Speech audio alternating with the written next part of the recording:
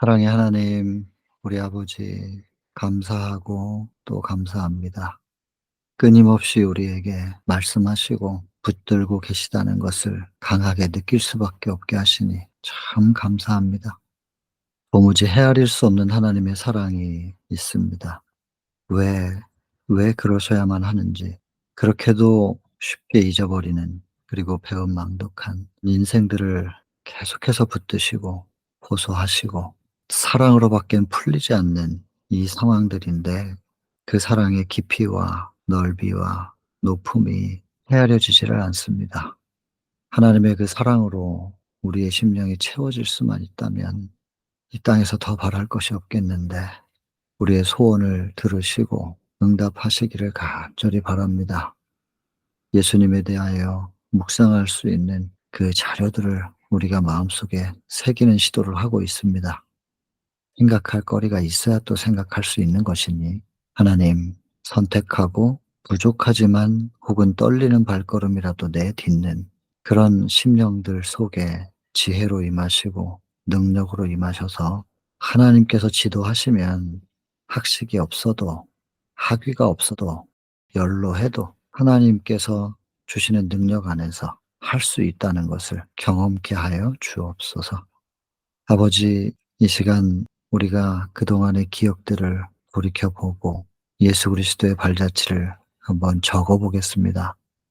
시종을 주관하시고 붙들어 주시길 바라며 또 지켜 주시길 바라며 예수님 귀하신 성으로 간절히 기도드립니다. 아멘.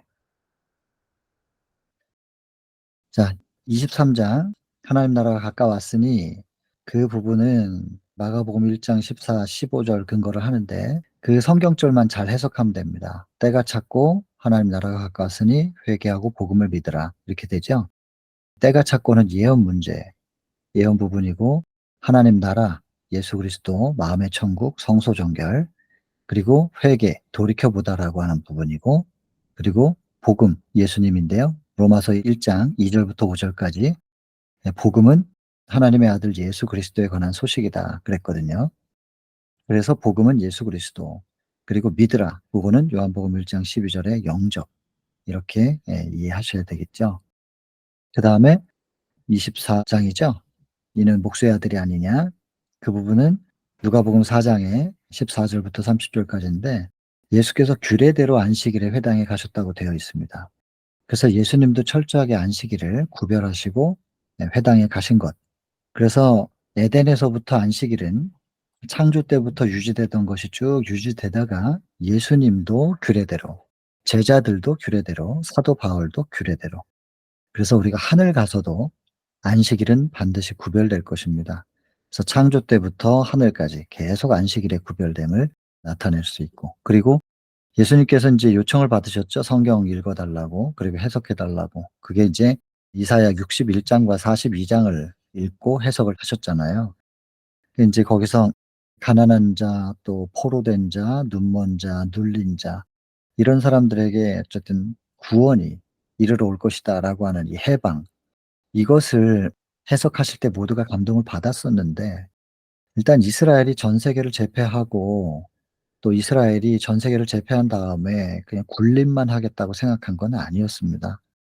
전 세계 로마로부터 압제받고 있는 여러 다른 나라들을 구원하는 그 구원자의 역할을 이스라엘이 하겠다는 그런 소망이었던 거죠. 그래서 이스라엘이 로마의 세력을 다 무너뜨리고 전 세계를 제패하면 가난한 자, 또 포로된 자, 눈먼 자, 눌린 자, 이런 사람들 구원할 수 있는 통로의 역할을 한다, 이런 자부심이 있었던 거잖아요.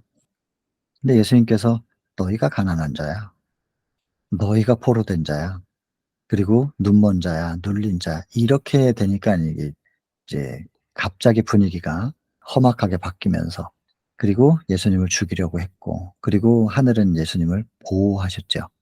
그리고 그들의 눈앞에서 예수님이 사라지셨다, 그렇게 되거든요.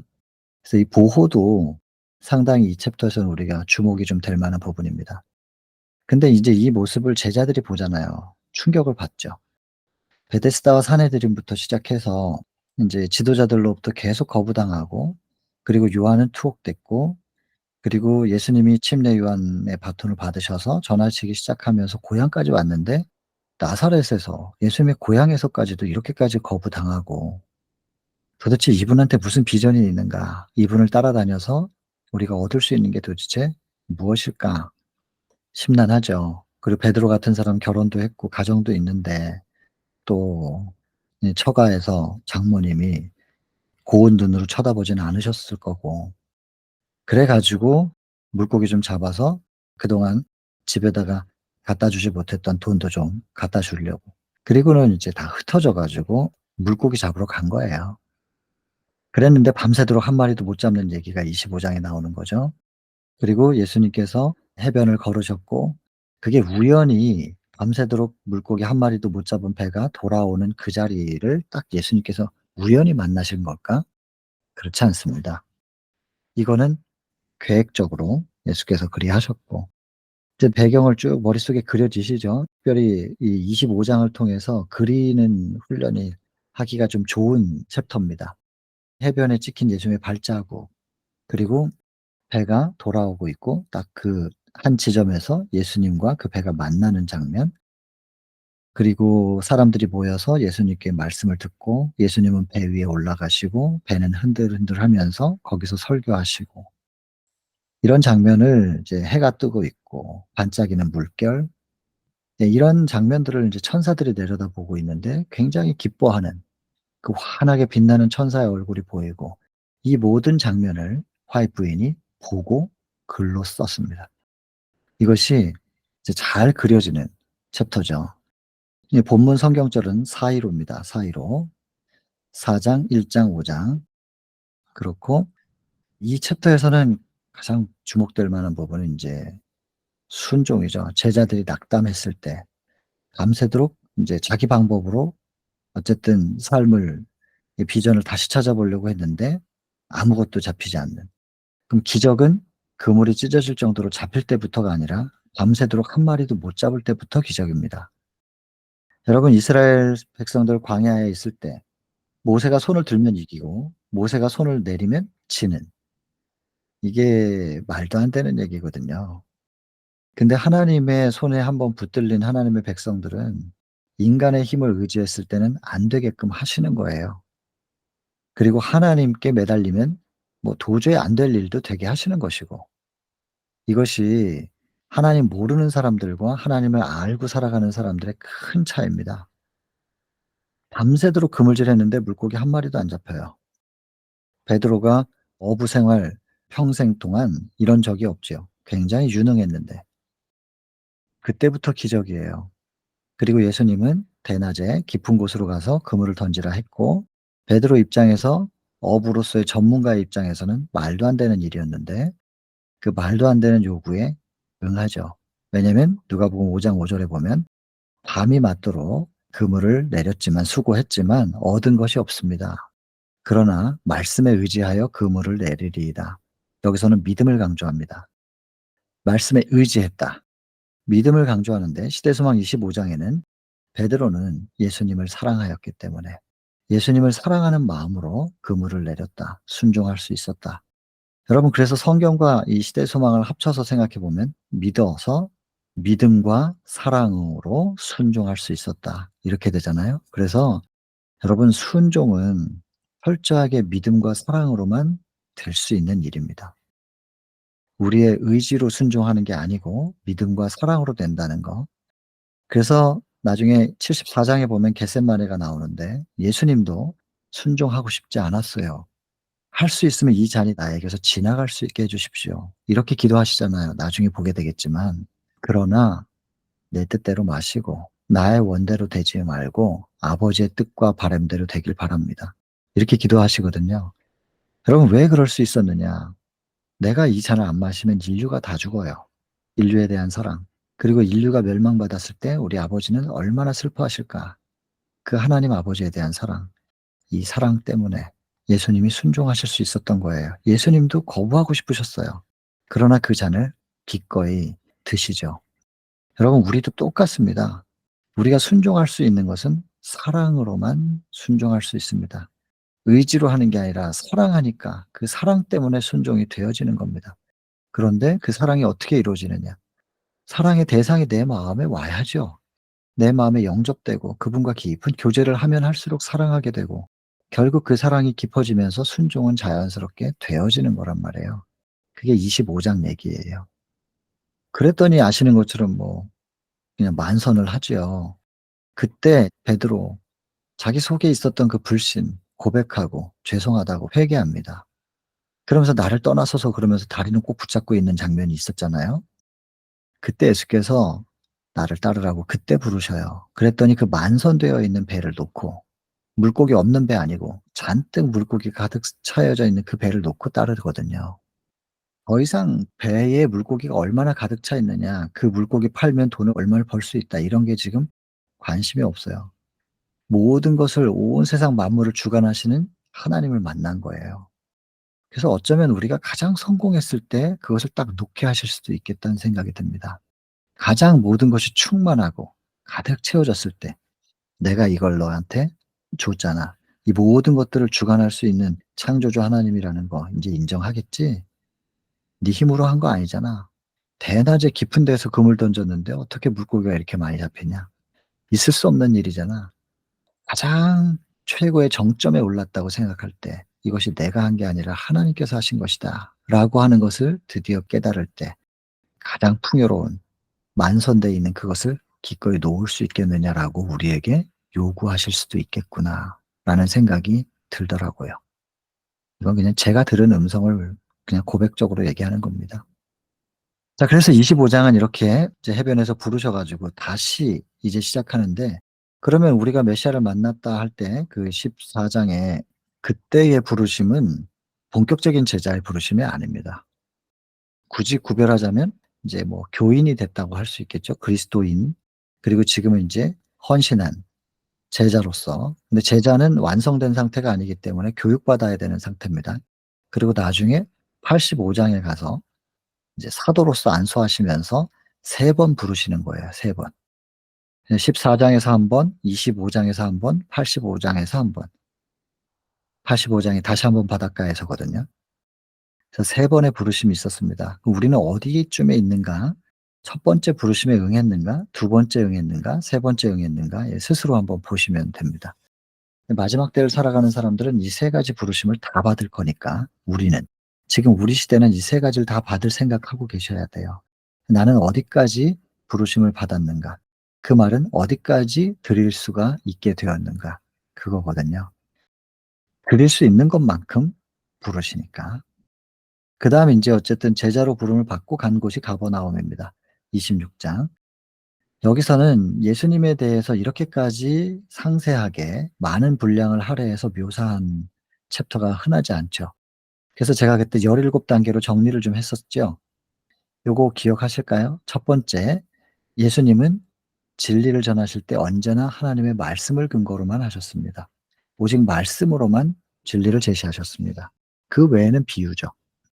그 외에 다른 것들 인간적 지식 뭐 이런 거 아무것도 안 섞으셨어요. 오직 성경 말씀. 그다음에 두 번째 특징은 눈높이를 맞추셨다. 어떤 사람이든지 다 이해할 수 있는 언어로. 어렵게만 하지도 않으시고 어린아이들한테 말하는 그런 것처럼만 얘기하면 뭐 많이 배운 사람들은 좀 우습게 볼 수도 있지 않겠어요? 어떤 사람들이든 눈높이를 맞추시고 그리고 또 그들의 형편과 삶의 배경 여기에 맞춰서 오른쪽이 가려운데 왼쪽을 긁거나 그러지는 않으시는 거거든요. 항상 눈높이, 공감, 교감, 소통 이걸 하실 수 있던 분이었죠. 내 것만 주장하면서 상대방에겐 전혀 해갈이 되지 않는 그런 걸 주시는 분이 아니라는 것입니다. 세 번째 특징 뭐였습니까? 그분의 언어는 쉽고 단순했다.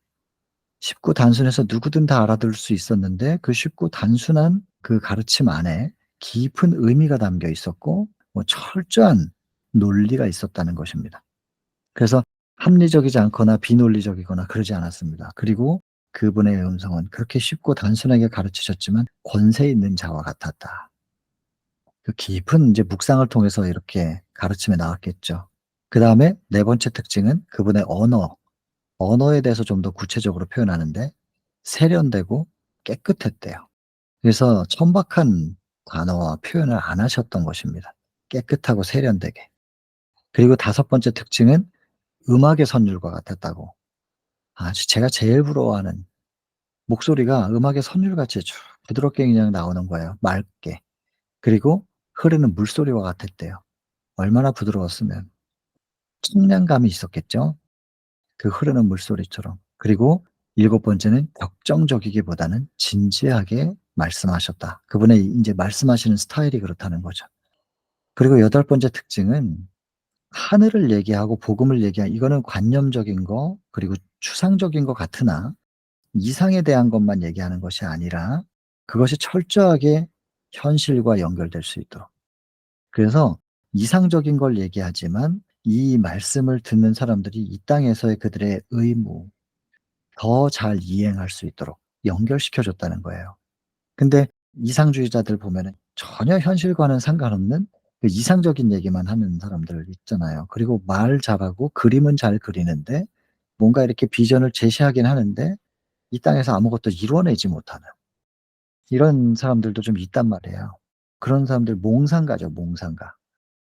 근데 예수님은 지극히 이상적인 얘기를 하시면서도 철저하게 이 땅과 연결시키셨다는 거예요. 그래서 예수님도 실제로 목수로서 기술이 아주 뛰어나신 분이셨잖아요.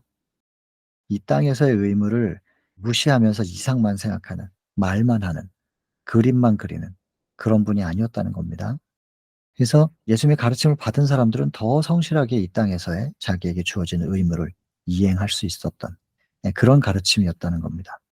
그리고 아홉 번째, 모든 가르침의 결론은 뭐냐? 오직 아버지 하나님. 그래서 우리에게는 어떠냐? 모든 말씀의 결론은 아버지 하나님을 통해서 예수 그리스도로 이어지는, 그리고 지금 현재는 예수 그리스도의 영이신 성령. 요렇게 항상 귀결이 돼야 됩니다. 그거 외에 한참 설교한 것 같았는데 마지막에는 뭐 자기 자랑으로 끝났다. 그건 복음이 아닌 것이죠. 그래서 예수님은 항상 그렇게 결론을 지으셨대요. 그러니 하나님 아버지가 이렇게 보시고 기쁘셔 가지고 그 입술에 은혜를 부어 주셨다고. 그게 열 번째 특징으로 나옵니다.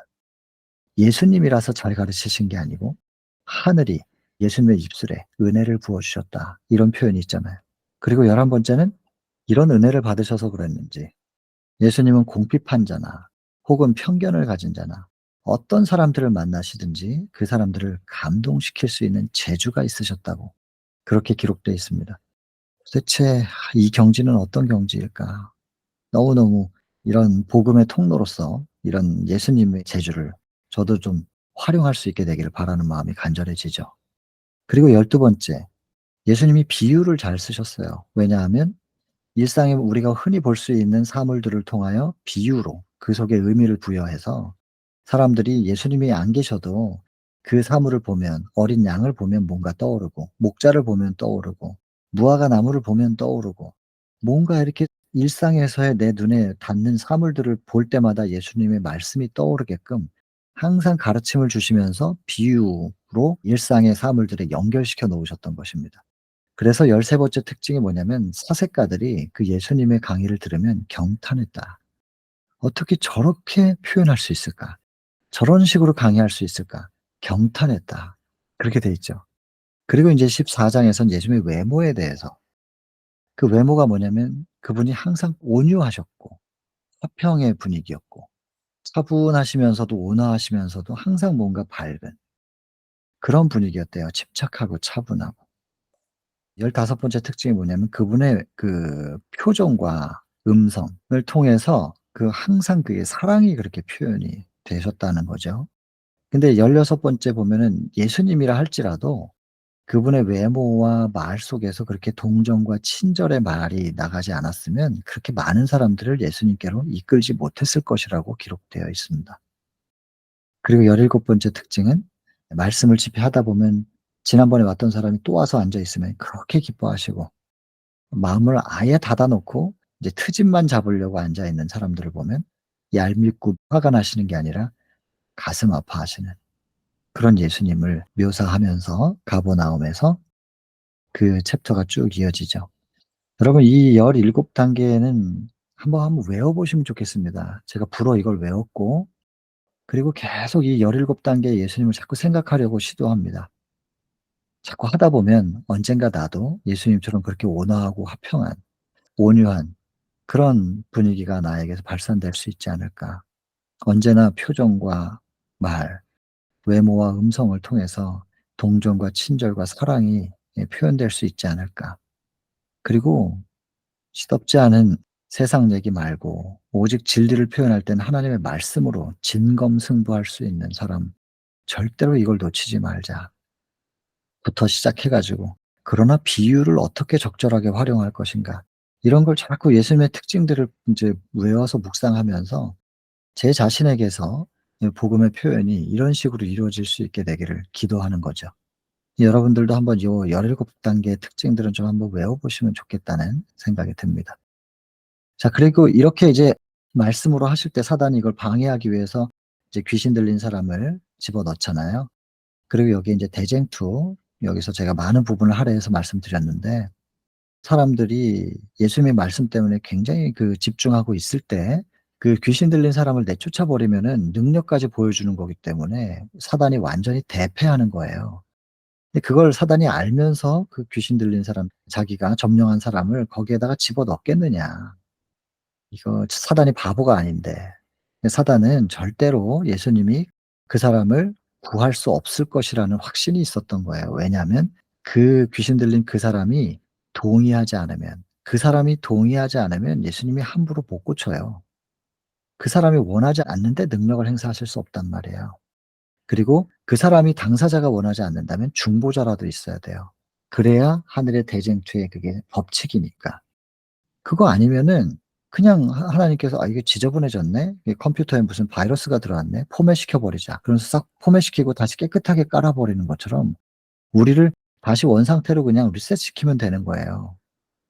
우리 유전자 그냥 포맷시켜 버리면 되는 거예요. 근데 그렇게 못 하시잖아요. 이유가 뭐냐? 하실 수 있는 능력이 있지만 안 하시는 이유는 규칙대로 승리하셔야 되기 때문이에요. 그래서 그 당사자가 원해야 돼요. 그 당사자가 하나님을 선택해야만 능력을 행사하실 수 있는 것이고, 그렇지 않은 경우에 능력을 행사하시는 경우는 전부 다 뭐냐면 중보자가 있었기 때문이에요. 근데 지금 26 장의 귀신 들린 사람은 중보자도 없고 자기에게 완전히 점령당해 있는 상태이기 때문에 '구하실 수 없다.' 이렇게 생각한 거예요, 사단은. 그래 집어넣은 거예요. 그리고선 집회만 엉망으로 망치려고. 그랬는데 이 사람이, 당사자가 기도를 하기 시작하는 거예요. 그거는 옆에 있는 사람들 아무도 몰라요. 아마 거기 시대 소망에 적혀 있지 않았으면 우리도 몰랐을 거예요. 하나님과 예수님, 사단, 그리고 당사자만 알고 있는 그 사실을 우리는 지금 시대 소망을 통해서 알고 있는 거거든요. 시대 소망 없었으면 이거 일반 개신교인들은 알 수가 없어요, 이런 부분들을. 모르겠어요. 창세기를 보면서 그 아브라함이 롯을 위하여 기도해서 창세기 18장 19장 연결시켜 가지고 소돔을 심판하실 때 "아브라함을 생각하사 롯을 구하셨다." 이런 표현을 여기에다 적용시킬 수 있는 사람이 아브라함의 중보기도 때문에 롯이 구원받았다라고 하는 것을, 그 내용을 모든 죄인들이 당사자가 선택하거나 중보자가 있어야 된다는 부분으로 연결시킬 수 있는 사람들이 있을까 싶어요. 물론 성령께서 지혜를 주시면 그게 가능하겠지만. 그래서 제가 예언의 신을 이 특별히 대쟁투 총소를 집중해서 보면서 성경을 풀 수밖에 없는 이유입니다. 하여튼 26 장은 고 부분을 제가 강조해서 많이 말씀드렸고, 다시 그걸 자세히 얘기하려면 시간이 너무 많이 가니까. 그다음에 인제 베드로의 장모를 또 구하는 장면, 또 일대 소동이 일어나죠 뭐, 가버나움에서. 그러나 예수님은 늘 사람들이 많이 찾아와서 잠을 늦게 주무셨어도 새벽 미명에 일어나셔서 언제나 하나님과 교통함이 없이는 그 하루를 시작하지 않으셨다는 거. 굉장히 중요한 부분입니다. 사역이 바빠지면 하나님과의 관계를 놓치게 되거든요. 그럼 결국엔 자기가 해요. 하나님의 능력으로 시작했던 그 사역이 결국엔 자기의 힘으로 하게 되는, 자기의 지혜로 하게 되는 그런 일이 벌어지는 거죠. 굉장히 위험합니다. 그리고는 인제 예수님께서 사람들이 자꾸 몰려오는 거, 제자들은 흥분했지만 피하십니다. 그걸 바라신 게 아니었기 때문에. 사람들이 모여들고 인기가 있고 주목받고 환호하고, 그걸 원하셔서 이 땅에 오신 게 아니었기 때문에 다른 동네로 이동하셔 가지고 한 동네로 가셨는데 거기에 문둥병자가 있는 거예요. 27 장. 26 장은 성경적으로 어디에 근거하냐면 814입니다. 814. 그다음에 27 장으로 넘어가면은 거기서 중풍병자와 문둥병자 두 병자가 나오고, 이들은 병 고치는 얘기가 아니죠, 이 챕터는. 죄인 한 사람이 어떻게 예수님께 나아올 수 있고 어떻게 구원을 받느냐에 대한 그 얘기죠. 그래서 소식이 들렸잖아요. 예수님의 능력에 대한, 그리고 두 번째는 품성에 대한. 그래서 죄인이 예수님께 나오려면 반드시 두 가지가 전달돼야 됩니다. 창조주의 능력과 피조물에 대한 그 품성, 사랑이 전달돼야 된다는 거.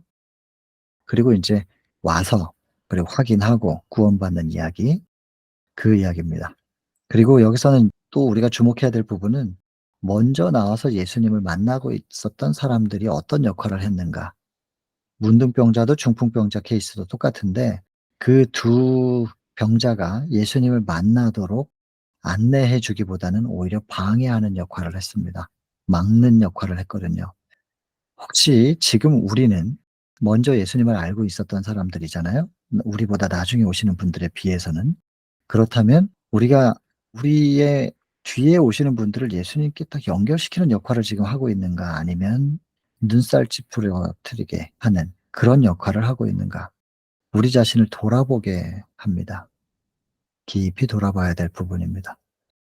자, 그래서 일단 문둥병자는 "내가 너를 깨끗하게 되기를 원하노라." 이거 먼저 말로 안 하시고 갖다 손을 대신 부분이 중요한 포인트이기도 했고요. 그리고 중풍병자 케이스 같은 경우에는 죄를 사하는 능력이 있음을 보여주신 것도 하나의 포인트입니다. 요렇게 짚고 넘어가겠습니다.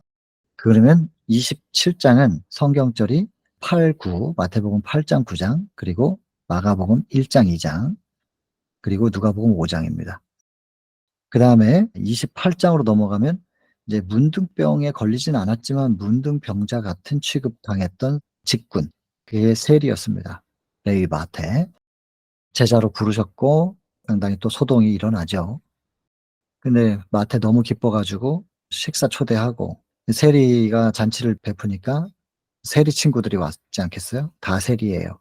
전부 다 부정한 사람들만 모여 있는 거예요, 이스라엘 입장에서 볼 때. 그래서 지도자들이 와 가지고 이간합니다. 침례 요한의 제자들과 예수님과의 사이를 이간하느라고. 다 아시죠, 스토리는? 그때 나오는 얘기가 이제 참된 금식이 무엇이냐. 이사야 58장 얘기잖아요. 참된 금식이라 하는 말은 참된 경배라는 말입니다. 금식은 경배라는 것이고, 그리고 이스라엘이 하고 있는 그 경배, 금식, 자기의 구별, 외형적인 그것은 하나님께서 기쁘시게 받을 수가 없는 부분이라는 것을 말씀하시고, 참된 금식이 무엇인가? 그거는 24 장에서 예수님께서 이사야 61 장, 42 장을 인용해 가지고 말씀하셨던 그 내용이에요. 그래서 가난한 자, 그리고 포로된 자, 눈먼 자, 눌린 자를 어떻게 구해야 될 것인가. 그것이 이사야 58 장에서 "이게 참된 금식이다." 하시면서 그 참된 금식이 이루어지면 너의 치료가 급속할 것이요. 이거 강조했었죠. 아루카. 네, 히브리어로 아르카입니다. 뜻은 성전 회복입니다. 성전 회복. 무너진 성전이 회복되는. 그러면서 13 절에 안식일 얘기가 나오는 것은 우리가 참된 경배를 하는데 무엇을 경배할 것이냐? 창조주 경배. 창조주 경배를 통하여 성소가 다시 재창조받고 성소 정결, 성소 회복이 일어날 수 있다. 그 얘기가 이사야 58 장의 얘기죠. 그리고 59 장으로 넘어가면 1 절, 2 절에 "여호와의 손이 짧아서 구원치 못하시냐? 여호와의 귀가 둔하여 듣지 못하시냐?" 하시면서 창조주 하나님이 어떤 분인지, 그 능력의 하나님이 여전하시다는 것을 선포하는 거죠. 그러면서 시대의 소망 29 장으로 넘어가면 그래서 안식일 얘기를 하는 거예요. 안식일의 참된 의미가 뭐냐? 에덴에서부터 그 당시까지, 그리고 앞으로 재림하실 때까지 이 안식일의 참된 의미가 무엇인가? 그리고 특별히 오늘날 이 땅에서 우리가 살아가고 하늘을 향해서 나아가는 과정 속에서 안식일이 우리에게 어떤 의미인가? 창조주 경배를 회복하지 못하면, 첫째 천사의 기별 회복하지 못하면 둘째, 셋째로는 절대로 못 갑니다. 첫째 천사의 기별, 창조주 경배. 그 창조주가 뭐냐 말이에요. 창조주는 창조의 능력, 여전히 창조할 수 있다는 걸 정말로 믿느냐. 그리고 우리의 재창조를 위하여 목숨까지 버리신 분이라고 하는 그 사랑을 정말로 믿느냐. 이 창조주의 두 가지 특징, 창조력과 사랑, 이것을 다시 이해해야 되고요. 그리고 이 땅에서 먹고 살기 힘든데 시간을 구별해서 하나님께 드렸을 때 하나님과의 만남에 그렇게 갈망하고 그 만남의 시간을 붙잡았을 때 하나님께서 이 땅에서 먹고 사는 문제는 내가 책임지겠다는 당신의 책임이 담겨 있어요, 이 안식일에는. 내가 책임진다. 그래서 출애굽기 16 장에 안식일 아침에는 만나 안 주신 얘기가 그거잖아요. 그리고 평일엔 또 만나를 주셨고 그럼 6일 동안 힘써 일하라고 하는 것이 결국에는 가서 만나 주신 건데 결국 그 만나 누가 줬어요? 하나님이 주신 거잖아요. 하나님이 안식일만 책임지는 게 아니라 모든 평일도 다 책임지시는 거예요. "내가 책임지겠다." 그런데 하나님께서 책임을 지시면서 안식일을 구별할 수 있는 그런 하나의 그 연출을 해내신 거죠. 이 안식일이라고 하는 것 속에 담겨 있는 의미가 무엇인가? 창조주. 그 창조주의 우리를 향한 마음이 뭔가 이거 이해해야 되고 그다음 경배라는 게 뭐냔 말이에요, 경배. 창조주를 경배한다는 게 도대체 뭘 어떻게 경배하는 건가? 경배하는 장소가 성소예요. 성소 출애굽기 25장 8 절 "내가 너희 가운데 거할 성소를 지어라." 함께 있고 싶으신 거예요. 우리는 성소를 통하여 그분을 만나요. 경배는요. 경배드리는 장소가 성소라면 성소의 기능은 하나님께서 우리하고 만나고 싶고 같이 살고 싶은 거거든요. 그럼 경배가 결국 하나님과의 만남이고 하나님과의 동행이에요. 이걸 특별한 날만 어디 가 가지고 드리는 것만 경배가 아니고 우린 경배의 상태에 있어야 된다는 거. 이 안식일을 그 챕터를 통해서 말씀드렸던 거예요. 자 그리고 이제 이걸 전할 사람들 구별하셔야죠. 29장 성경절 얘기 안 했나요? 마태복음 12 장과 마가복음 2장 그리고 누가복음 6 장입니다. 12, 2, 6 그렇게 되고 그다음에 인제 그 제자들을 세우는 거죠. 12를 세워 가지고 특별히 그 제자들을 데리고 어디로 가셨어요? 천연계로 가셔서 천연계 속에서 제자들을 안수하고 제자들에게 가르침을 주실 때 제자들이 그 천연계를 볼 때마다 그때 그 안수 장면이 인상 깊게 계속 되살아날 수 있게 하려고. '내가 예수님의 제자야. 예수님의 제자로 내가 안수받았던 사람이지.'라고 하는 걸 잊어버리지 않게 하는 일부러 그 천연계 속에서 그 상황을 만드셨어요. 그리고 이 제자들의 각각의 특징들을 다 설명하잖아요. 이유가 있죠. 그 제자들의 각각의 특징 속에 내 모습들이 다 있잖아요. 그래서 우리의 다양한 모습들이 예수님의 제자들의 모습 속에서 나타나서 이제 감정이입이 될 수 있도록 그리고 그 다양한 특징들이 다 긍정이에요, 부정이에요? 썩 그렇게 긍정적이지 않거든요. 그렇게 긍정적이지 않은 그 제자들의 다양한 인간적 특성들 또 죄된 본성들의 그 특성들을 끝내 제자 삼으셔서 교육하셔 가지고 변화시켰다는 게 초점인 겁니다. 그리고 그들이 끝내 어떻게 돼요? 하나가 되거든요. 그리고 예수님 닮은 모습으로 변화되는 거예요. 어떻게 그렇게 될 수 있었느냐? 성육신했기 때문에. 인간적인 그들에게 하나님이 담겨지셨죠. 하나님이 그들의 심령 속에 들어가심으로 성육신됨으로 그들이 끝내 변해요. 그럼 예수님은 그들을 계속해서 교육할 때 뭘 하셨겠어요? 하나님을 예수님이 어떻게 당신의 마음속에 모시고 살아가고 있는지를 보여주신 거예요. 그러면서 제자들에게 "하나님을 내 마음속에 모셨으니 나를 너희 마음속에 들어갈 수 있도록 영접해 줘. 내가 너희 마음속 안에 있는 한 너희들은 안전할 수 있어." 이거 보여주신 거예요. 그걸 보여주시니까 제자들은 그걸 봤죠. 그 인상 깊은 모든 예수님의 발자취들을 보고 기억하죠. 그리고 그걸 계속해서 회상해요. 끊임없이 그 예수님의 모습을 회상해요. 그러면서 나도 모르게 예수님을 닮아가요. 우리도 그럴 수 있어요. 우리도 그래서 이거 시대의 소망을 자꾸 외우는 거예요. 자꾸 외워 가지고 자꾸 생각하는 거예요. 아무 때나 책을 펼치지 않아도 생각할 수 있게 하는 거예요. 어느 순간 자꾸자꾸 생각하기로 선택하면 순간마다 그렇게 선택하면 어느 날은 누군가 말할 거예요. "야 너 왜 이렇게 변했냐?" 오랜만에 만난 어떤 친구가 "너 많이 달라졌다. 눈빛과 표정과 너의 어투와 왜 이렇게 달라졌느냐?" 어떻게 달라졌겠어요? 예수님 닮은 모습으로 달라진 거죠 뭐. 근데 한국 사람 유다 슬픈 사람이에요. 선택하지 않았거든요. 선택의 문제. 특별히 예수님하고 가까운 제자, 더 가까운 제자, 더 가까운 최종적으로 사도 요한. 예수님이 편애하는 분 아니시라고 말씀드렸잖아요. 근데 어떻게 더 가까운가? 그들이 예수님과 더 가까이 있고 싶었어요. 예수님의 말씀을 한마디라도 더 듣고 싶어 했던 거예요. 그래서 사도 요한 같은 경우에는 가장 막내, 그러니까 "예수님 품속에 늘 있었다." 그렇게 표현하거든요. 그러니까 어리니까 그냥 어리광을 부리는 거예요. "예수님." 그러면서 막 달려와 가지고 예수님 팔짱 끼고, 글쎄 남자들끼리 그랬을지는 모르겠는데 아무튼 상상이 돼요. 근데 묘사는 그렇게 돼 있어요. 늘 예수님의 품속에 있는 사람이었대요. 그러니까 예수님이 그냥 말씀하시는 내용을 그 턱 밑에서 다 받아 주워 먹었다고 그렇게 돼 있는데, 마태, 마가, 누가는 거의 비슷하잖아요. 근데 요한이 마태, 마가, 누가에 담겨 있지 않은 내용들을, 그래서 가장 복음의 진수들을 요한복음에 그렇게 담아 놔요. 요한만 들은 내용들이 있거든요. 요한만 들은 거. 여러분, 우리가 얼만큼 예수님을 갈망하느냐에 따라서 예수님을 표현하는 부분도 달라질 거예요. 표현이, 여기서 말하는 표현은 말만이 아닙니다. 저 같은 사람은 이걸 전업으로 할 수 있으니까 시간을 내서 더 많이 보는 거고, 생업과 병행하셔야 되는 분들은 시간을 내서 저만큼 많이 외우고 그렇게 말할 수는 없으실 상황이잖아요. 이게 얼만큼 말로 표현할 수 있느냐의 문제가 아니라 내 삶을 통하여 증거할 수 있느냐의 문제입니다. 그래서 예수님을 많이 가까이 하도록 선택하시는 분들을 통하여 예수님께서 당신의 모습을 발산하실 거예요. 드러내시겠죠. 자, 그래서 인제 제자들의 이야기, 요거는 성경은 마가복음 3 장, 누가복음 6 장의 얘기입니다. 그다음 31장 산상수훈이죠. 시작을 팔복으로 합니다. 가난한 자, 심령이 가난한 자, 애통하는 자, 온유한 자, 의에 줄이고 목마른 자, 긍휼히 여기는 자, 마음이 청결한 자, 화평케 하는 자, 그리고 의를 위하여 핍박받는 자.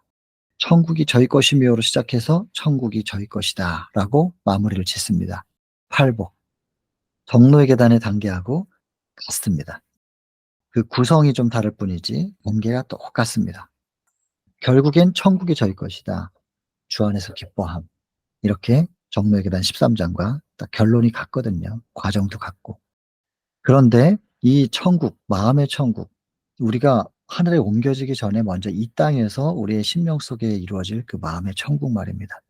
그것이 이런 단계로 이루어지는 것인데, 이걸 이룬 사람들은 소금 역할을 해야 된다. 세상에서 빛의 역할을 해야 된다. 그거죠. 소금이 녹지 않으면 결정체는 상처를 입힙니다. 소금의 결정체는 녹아야 되는 것이고, 녹는다고 해서 형체가 없어졌다고 해 가지고 본질이 사라지는 건 아닙니다. 소금의 그 짠맛을 잃지 않거든요. 물이 깨끗한 컵에만 담겨 있을 때, 아주 예쁜 컵에만 담겨 있을 때는 물이고, 찌그러진 개밥 그릇에 담기면 그게 술이 되느냐? 아니잖아요. 복음의 정체성은 형태에 있는 것이 아니라 물은 어떤 그릇에 담기든 물은 물이라는 본질에서 찾아야 됩니다. 복음의 본질. 그게 뭔지 우리 시대소망 통해서 우리가 지금 봐왔기 때문에. 그래서 절대로 형태에서 복음의 정체성을 찾아서는 안 된다는 거. 그러면 형태를 무시해도 되나요? 그게 아니에요. 빛은 안에서부터 발산되는 것이지 바깥에서 빛을 만들 수 있는 게 아니다라는 거예요. 그래서 안에서부터 발산돼야 된다는 복음의 본질에 대한 이야기를 강조했지만, 결국엔 복음의 본질을 제대로 가지고 있고 안으로부터 빛을 갖고 있으면 안으로부터 발산되는 빛이 바깥으로 표현이 되잖아요. 그러면 율법주의라고 하는 것은 속이 없는데 겉만 치장하는 게 율법주의고, 진정한 율법주의는 안으로부터 발산된 빛을 가지고 있는 것입니다. 그래서 외형을 무시한 건 아닙니다. 그러나 사람들이 외형에서 복음의 정체성을 찾으려고 하고 거기에다가 의미를 부여하는 것은 복음적이지 않다는 걸 지적한 것이지, 외형을 무시한 건 아니라는 것입니다. 예. 그렇게 하고 그러면서 인제 제가 한 가지 그 중요한 걸 좀 놓친 것 같은데, 여러분 레위 마태 부분 있잖아요. 28 장에서 여러분들이 좀 기억하셔야 될 게 새 술과 새 부대, 이거 그냥 지나가면 안 되는 부분입니다. 그래서 참된 경배가 무엇인지를 말씀하시고 나서 참된 율법이 무엇인가 설명하시고, 그리고 이것을 담을 수 있는 새 부대가 필요하다. 그리고 내가 너에게 새 계명을 주겠다 할 때 새, 이것이 무엇인가, 이걸 이해시키고 이걸 새롭게 전할 수 있는 새 부대가 필요하다는 그 이야기가 거기서 꼭 짚고 넘어가야 될 부분이었습니다. 레위 마태 부분에서.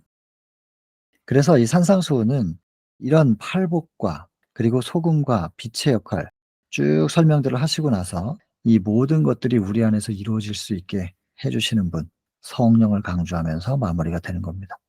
성령이 이것을 이루실 것이다. 그래서 지금 이 시대에 우리는 성령을 반드시 끊임없이 성령을 구하시고, 성령을 구하신 다음에 그 성령께서 지도해 주시는 대로 말씀을 펼치셔야 합니다.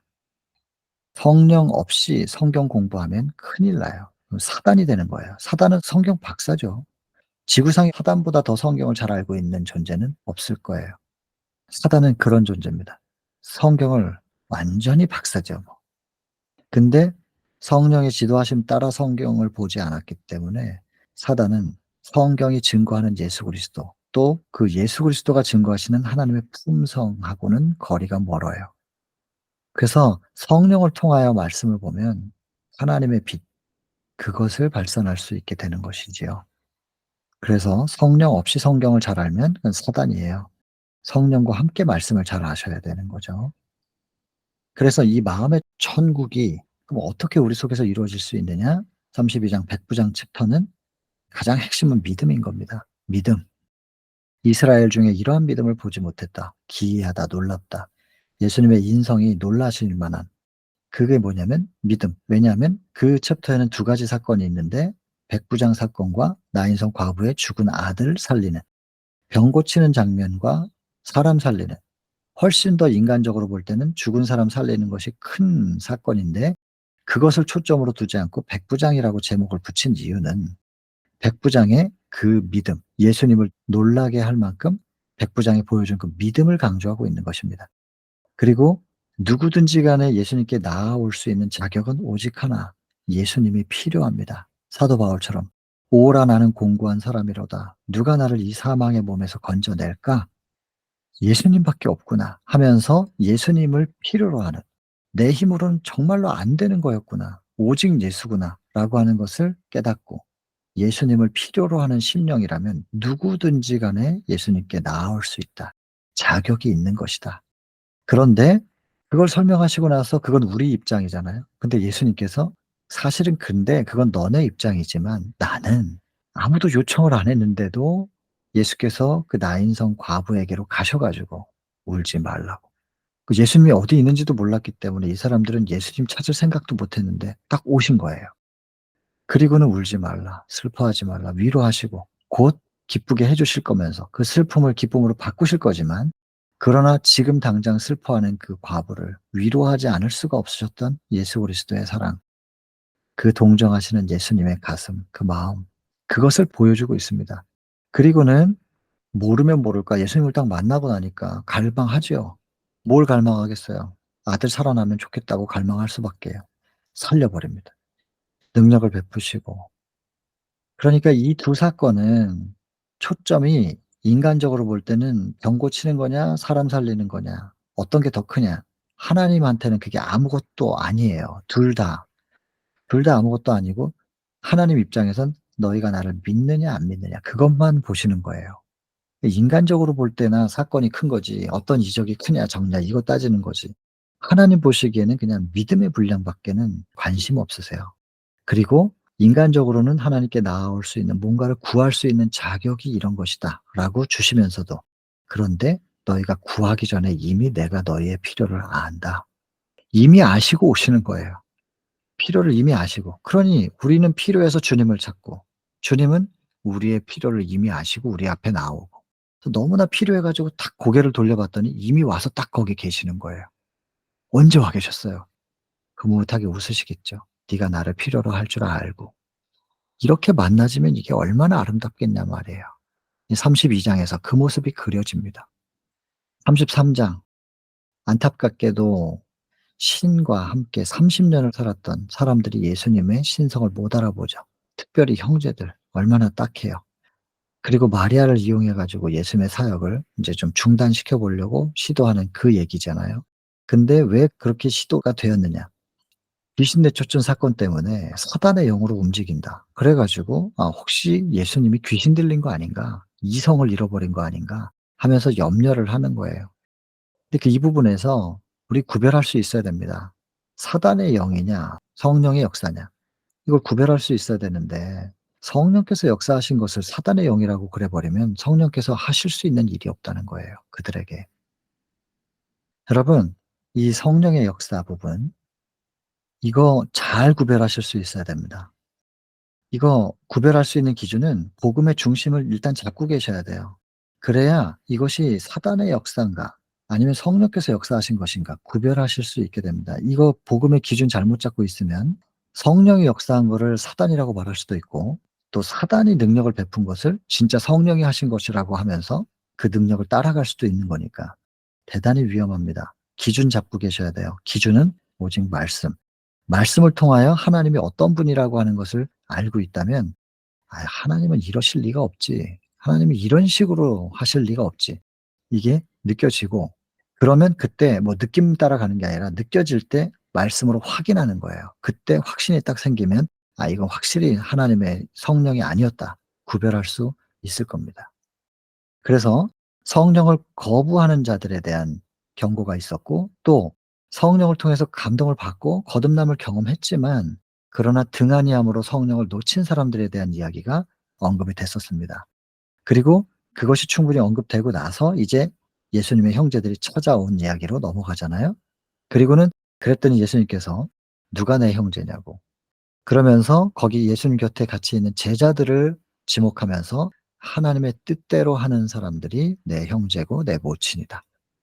하면서 혈연을 뛰어넘는 관계에 대해서 언급을 하시죠. 혈연을 뛰어넘는 관계. 하나님 안에서 그리스도의 십자가의 피로 수혈받은 사람들 간의 관계. 이거는 형제보다 더 진할 거예요. 예수님의 피는 형제들 인간의 피보다 더 진할 겁니다. 나중에 형제들은 우리를 신고할 거예요. "여기에 이런 사람들이 있다."고 신고할 수 있어요. 그러나 그리스도의 피로 수혈받은 형제들은 서로가 서로를 보호하겠죠. 그리고 환난을 우리는 버텨나갈 겁니다 아마. 예 그리고 이제 마무리하는 부분은 예수님께서 만약에 형제들로부터 지지를 받았으면 얼마나 큰 힘을 얻으셨을 것인가. 그런데 그렇지 못했잖아요. 인간 예수. 사람이기 때문에 위로가 필요했고 격려가 필요했던 건데 가장 위로와 격려를 받고 싶은 대상 형제들과 가족들로부터 외면당했을 때에 예수님의 마음이 얼마나 아프시고 괴로우셨는지에 대해서 묘사가 되어 있습니다. 그래서 한 가정에서 홀로 신앙하시는 분들, 가족들의 이해를 받지 못하는 가족들의 몰 이해 속에서 괴로워하는 그 홀로 신앙하시는 분들의 심령을 충분히 예수님께서 아시고 그러니까 힘내고 용기 잃지 말라고 하는 위로의 메시지가 이 챕터 안에 담뿍 담겨 있습니다. 담뿍 담겨 있죠. 그리고 예수님도 위로를 얻기 위하여 나사로 집에 가셔서 거기서 위로 많이 얻으셨잖아요. 그래서 우리가 그리스도 안에서의 형제들이 서로에게 위로가 되고 격려가 되고 쉼터를 제공할 수 있는 그런 관계가 좀 되어야 하지 않을까라는 생각을 해 봅니다. 그러나 그럼에도 불구하고 나사로가 아무리 예수님을 따뜻하게 위로하고 격려할 수 있었어도 예수님께서 홀로 지셔야 될 짐은 그건 그분이 져야만 되는 거였던 것 같아요.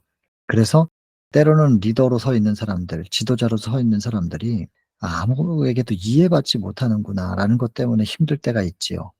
그럴 때 또 역시 뭐 한 가정에서 홀로 신앙하는 분들에 대한 위로도 이 챕터 안에 담뿍 담겨 있으나 리더나 지도자로서 인간적으로 이해받지 못하는 그 직분이 주는 무게 그것 때문에 인제 좀 버거움 그리고 외로움 이런 부분에 대해서도 예수께서 너무나 잘 알고 계시다는 위로예요. 위로와 격려의 메시지가. 이 "누가 내 형제냐." 그래서 결국엔 누가 내 형제예요? 우리는 뭐라고 외칠 수 있어요? "누가 내 형제예요?" 결국엔. 예수님이 내 형제라고 하시잖아요, 예수님. 그래서 그 예를 들었잖아요. 이스라엘 그 히브리인들 한 사람이 파산하면 그 형제가 그 친족이 그것을 감당해 주는 거. 그러면서 우리의 지금 현재 친족이 누구라고요? 예수님이라고. 당신이 그걸 우리에게 말씀하시잖아요. "내가 너의 형제고 너의 친족이다." 그러니 끝끝내 우리는 누가 내 형제이냐? 예수님이 내 형제다. 그래서 우리가 홀로 가정 안에서 신앙을 하든 아니면 누구에게도 이해받지 못하는 직분의 뭐 왕관을 쓰고 가든지 흔히 그러잖아요. 그 왕관의 무게를 감당하고 싶지 않다면 왕관을 쓸 자격이 없는 거라고. 근데 인제 우리가 가지고 있는 직분은 뭐 권세를 표상하는 어떤 왕관은 아닐지라도 그 직분이 주는 그 무게라는 것이 있잖아요. 그리고 그것이 이제 외로움을 줄 때도 있고 무거울 때가 있죠. 근데 예수님도 그러하셨다. 그리고 그런 예수님을 생각해 보라는 거예요. 그 위로와 격려가 되기도 하고 또 그런 모든 거를 내 입장을 너무나 잘 아시는 그분께서 기꺼이 나의 친족이고 형제라고 자처하시니 이게 얼마나 큰 복음이냐 이 말입니다. 자, 이렇게 33 장까지 정리를 좀 해 보았습니다. 개인기도하고 마치겠습니다.